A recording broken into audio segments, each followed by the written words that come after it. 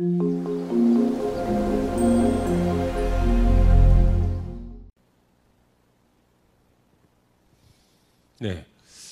사단의 인큐베이터 전략 세 번째 내용은 전체적으로는 11번째인데 순종입니다. 자, 핵심을 정리하면 이렇습니다. 순종은요, 복종하는 것을 말하는 것이 아닙니다.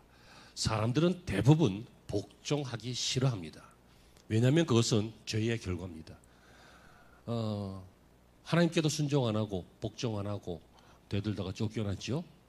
그리고 요즘도 아이들 보면 청소년 시절에 이 자기 정체성을 확립하기 전에 막 안에서 막 수많은 내적 갈등이 있을 때 부모에게 이 복종 잘 안 하지요. 그리고 세상에서 제일 억울한 게 나보다 못한 사람이 나보다 윗사람일 때. 얼마나 억울해요. 안 그러십니까? 그래서 자기 상관이요, 진짜 모질이면 그 말에 복종하기 어려워요. 그래서 사람들은 이런 마음들이 있단 말이에요. 복종이 쉽지 않아요. 근데 여러분, 성경은 복종을 말하고 있지 않습니다. 순종을 말하고 있습니다. 이것이 왜 다릅니까? 순종은 복종하는 것이 아니라 위에서 누르거나 지시하거나 명령하면 따라가는 그런 일반적인 복종이 아니라 순종은 자원하는 사랑입니다. 이것이 깨달아지시는 신앙생활이 되기를 바랍니다.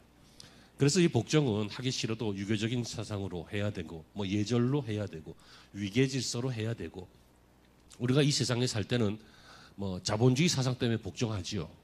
여러분, 돈 주니까 복종합니다. 그렇죠? 돈 안 주면 안 합니다. 근데 돈을 벌기 위해서 사장 말에 복종하고 손님 말에 친절하게 이렇게 대해주고 이런 것들이 있잖아요. 이런 것들은요, 소위 복종에 가깝고 이 세상에서 이야기하는 처세술에 가깝습니다. 성경이 말하고 있는 순종은 아닙니다. 순종은 이것입니다. 첫째로요, 여러분, 우리 예수님은 하나님이십니다. 믿으십니까? 근데 그 하나님이신 예수님께서 하나님의 계획에 순종하셔서 그 하나님의 계획을 이루어 드리기 위해서 이 땅에 인간의 몸을 입고 오셨습니다. 오셔서 하신 일이 우리의 죄를 대신해서 죽으셨습니다. 그리고 부활하시고 승천하시고 교회를 세우셨습니다. 그리고 우리에게 너희들도 나를 따라오려거든 자기 십자가를 지고 따라오라, 이 말을 합니다. 십자가가 무엇입니까? 순종하는 것입니다. 십자가 위에서는 내가 없습니다. 왜요? 내가 죽으니까. 그냥 십자가를 졌다, 이 말은 내일도 없고 미래도 없고 그냥 오늘 끝나는 것입니다. 오늘 죽는 것입니다. 여러분, 이 순종은 그래서 우리가 오해하지 말 것은 위에 사람이 아래 사람에게 하거나 큰 것이 작은 것에게 하거나 센 것이 약한 것에게 하는 것이, 지시하는 것을 따르는 것이 순종이 아닙니다. 순종은 위 아래가 없습니다. 순종은 왜요? 자원하는 사랑이기 때문입니다. 깨달으시기를 바랍니다. 여러분, 가끔씩 보면 할아버지가 아주 꼬맹이 손자한테 순종합니다.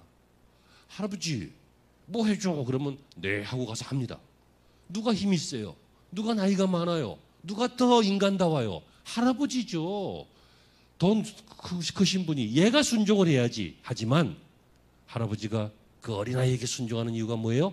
자원하는 사랑 때문이잖아요. 여러분, 교회에서요, 저보다 공부 많이 하신 분도 계셔요. 어떤 분은 저보다 영역이 더 좋으신, 신앙생활 훌륭하게 하시는 분도 계실 수 있어요. 여러분 보면 저보다 훨씬 내가 뭐 이렇게 부탁하기가 민망할 정도로 훌륭한 분들이 계셔요. 그럼에도 불구하고 제가 뭔가를 부탁하거나 혹은 지시하거나 그럴 때 순종해 주시는 이유는 내가 더 높거나 내가 더 잘나서가 절대로 아니지요. 이것은 자원하는 사랑이 그 사랑의 관계에 있기 때문인 것입니다. 이해가 되십니까? 그래서 제가 제자훈련할 때 이런 이야기를 말씀을 드렸잖아요. 제자훈련 중에 제가 어느 날 갑자기 밤 8시 반에 전화를 착 돌려갖고, 제자반 오늘 라페스타 옆에 그 포장마차에 오뎅 파는데 거기 8시 반까지 모여라. 늦으면 안 된다. 딱 해요. 왜요? 오면 알아. 근데 이제 제자반 12명 중에 12명이 다 와. 근데 와서 뭐 하냐면 별거 안 해요. 오뎅 한 개씩 드세요. 다 드셨어요? 집에 가요. 집에 간다고.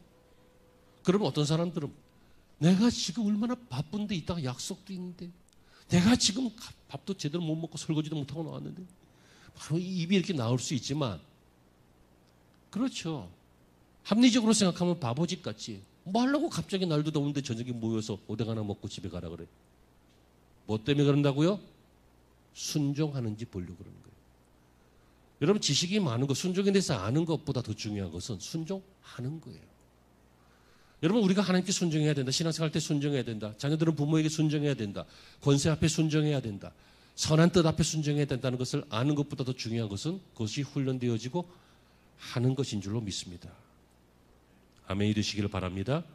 여러분, 인간관계에 있어서 서로 순종할 수 있는 것, 정말 고귀하고 아름다운 관계입니다. 높은 사람도 낮은 사람에게 순종할 수 있고요. 그렇죠? 많이 배운 사람도 덜 배운 사람들에게 순종할 수 있고, 지위, 고한, 위치 상관없이 사랑의 관계이기 때문에 순종할 수 있는 것, 바로 그것입니다. 여러분, 이삭이요, 노인네 아브라함 아버지가 자기를 제물로 드리겠다고 죽이려고 할 때 그 청년 이삭이 얼마든지 아버지 엎어치기 할 수 있어요. 하지만 내가 아버지께 신앙을 배웠는데 아버지의 하나님이 지시하신 것이니까, 아브라함도 순종했지만 여러분, 그 제사에는 이삭도 순종한 거예요. 순종은 이렇게 가문을 아름답게 합니다. 개인을 아름답게 합니다. 교회를 아름답게 합니다. 그런데 사탄은 네가 더 중요하다. 너의 인생이 가장 중요한 것이다. 너의 생각이 가장 중요하다라고 하는 이 개인주의 사상을 만연하게 했습니다. 지금 실제로 그런 세상입니다.